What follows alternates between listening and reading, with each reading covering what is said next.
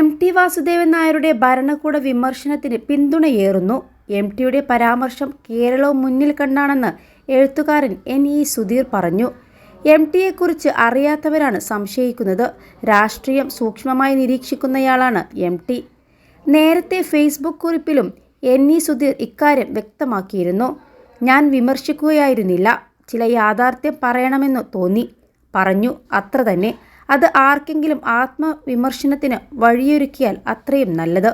പ്രസംഗം വിവാദമായതിന് പിന്നാലെ എം.ടിയോട് അതിനെപ്പറ്റി ചോദിച്ചപ്പോൾ അദ്ദേഹം നൽകിയ മറുപടി ഇതാണെന്ന് സുധീർ സോഷ്യൽ മീഡിയയിൽ കുറിപ്പിൽ വ്യക്തമാക്കി.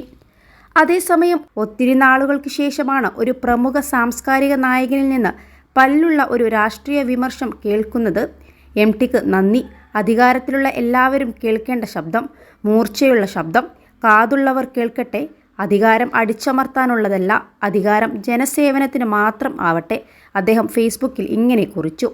എം.ടി. വാസുദേവൻ നായർ മുഖ്യമന്ത്രി പിണറായി വിജയനെ തന്നെയാണ് വിമർശിച്ചതെന്നും വായിക്കുന്നവർക്ക് കാര്യം മനസ്സിലാകുമെന്നും കെ മുരളീധരൻ എം.പിയും പറഞ്ഞു. നരേന്ദ്രമോദിക്കും വിമർശനം ബാധകമാണെന്നും കെ മുരളീധരൻ പറഞ്ഞു. +2 ഡിഗ്രി കഴിഞ്ഞവർക്ക് വേൾഡ്സ് ഫസ്റ്റ് AR/VR ക്ലാസ് റൂമിലൂടെ സ്മാർട്ട് ഫോൺ എഞ്ചിനീയർ ആവാം. കൂടുതൽ അറിയാൻ വിളിക്കൂ ബ്രിഡ്കോ ആൻഡ് ബ്രിഡ്കോ.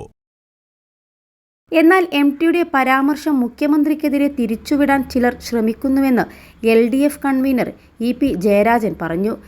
ഏതെങ്കിലും രാഷ്ട്രീയ പാർട്ടിയെ ലക്ഷ്യം വെച്ചല്ല പ്രസ്താവനയെന്ന് എം.ടി തന്നെ പറഞ്ഞിട്ടുണ്ട്. വേണ്ടാത്ത വിവാദത്തിലേക്ക് എം.ടിയെ വലിച്ചിഴക്കുന്നുവെന്നും കേന്ദ്രത്തിനെതിരായ വിമർശനമായിട്ടാണ് തനിക്ക് തോന്നിയതെന്നും ജയരാജൻ തിരുവനന്തപുരത്ത് പറഞ്ഞു. എം.ടിയുടെ വാക്കുകളെ വളച്ചൊടിച്ചെന്ന് മന്ത്രി സജി ചെറിയാൻ പറഞ്ഞു. നവകേരള സദസ്സിലെ ജനപിന്തുണ കണ്ട് വിരളി പൂണ്ട പ്രതിപക്ഷം എം.ടിയുടെ പരാമർശത്തെ തിരിച്ചുവിടുന്നതായും അദ്ദേഹം പറഞ്ഞു. അധികാരമെന്നാൽ ആധിപത്യമോ സർവാധിപത്യമോ ആയി മാറിയെന്നായിരുന്നു എം.ടി. വാസുദേവൻ നായർ കേരള ലിറ്ററേച്ചർ ഫെസ്റ്റിവൽ ഉദ്ഘാടന ചടങ്ങിൽ മുഖ്യമന്ത്രി പിണറായി വിജയനെ വേദിയിലിരുത്തി പ്രസംഗിച്ചത്. അധികാരം ജനസേവനത്തിന് എന്ന സിദ്ധാന്തം കുഴിച്ചുമൂടി.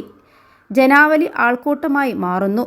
ഈ ആൾക്കൂട്ടത്തെ പടയാളികളും ആരാധകരുമാക്കുന്നു. ഭരണാധികാരി നൽകുന്ന ഔദാര്യമല്ല സ്വാതന്ത്ര്യമെന്നും അദ്ദേഹം പറഞ്ഞിരുന്നു. 21 ലക്ഷത്തോളം സന്തുഷ്ടരായ ഉപഭോക്താക്കളും 2 ലക്ഷത്തോളം തിമിര ശസ്ത്രക്രിയകളും പൂർത്തിയാക്കിയ മലബാറിലെ ഏക കണ്ണാശുപത്രി Al Salama eye hospital road Perinthalmanna.